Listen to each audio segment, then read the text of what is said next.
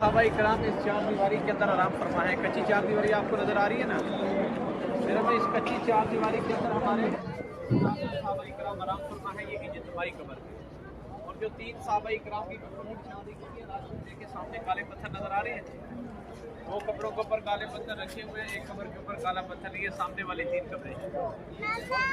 एक कब्र हजरत अमीर हमजा रज़ियल्लाहु तआला अन्हु प्यारे नबी सल्लल्लाहु अलैहि वसल्लम के प्यारे चचा, और दूसरी कब्र हजरत मुहम्मद बिन उमर रज़ियल्लाहु तआला अन्हु।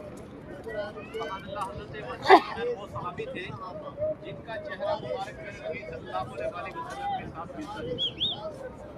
यानी हजरत मुहम्मद बिन उमर प्यारे नबी सल्लल्लाहु अलैहि वसल्लम के हम जब हजरत बिन उमर शहीद हुए, पूरे मदीना में अफवाह फैल गई कि प्यारे नबी सल्लल्लाहु अलैहि वसल्लम इस दुनिया से पर्दा पड़ गया।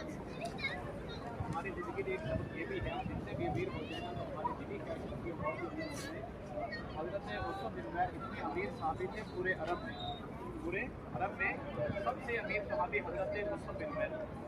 इतने अमीर सहाबी थे जब अपने घर से আমাদের আল মিকাত ইন্টারন্যাশনাল প্রাইভেট লিমিটেডের নভেম্বরের গ্রুপের জিয়ারতে মদিনা ওহদের ময়দানে সোহাদায়ে ওহদের কবর মুবারক জিয়ারত হচ্ছে। इतने अमीर होने के बावजूद जब हजरत मुहम्मद बिन उमर शहीद हुए तो हजरत मुहम्मद बिन उमर का सफर भी पूरा, यानी सब कुछ अल्लाह की रज़ा में लौटा दिया। दीन की बातें नहीं करते। हजरत मुहम्मद बिन उमर शहीद हुए, उसका टाइम हुआ जब हजरत मुहम्मद बिन उमर के बहुत आंकड़े थे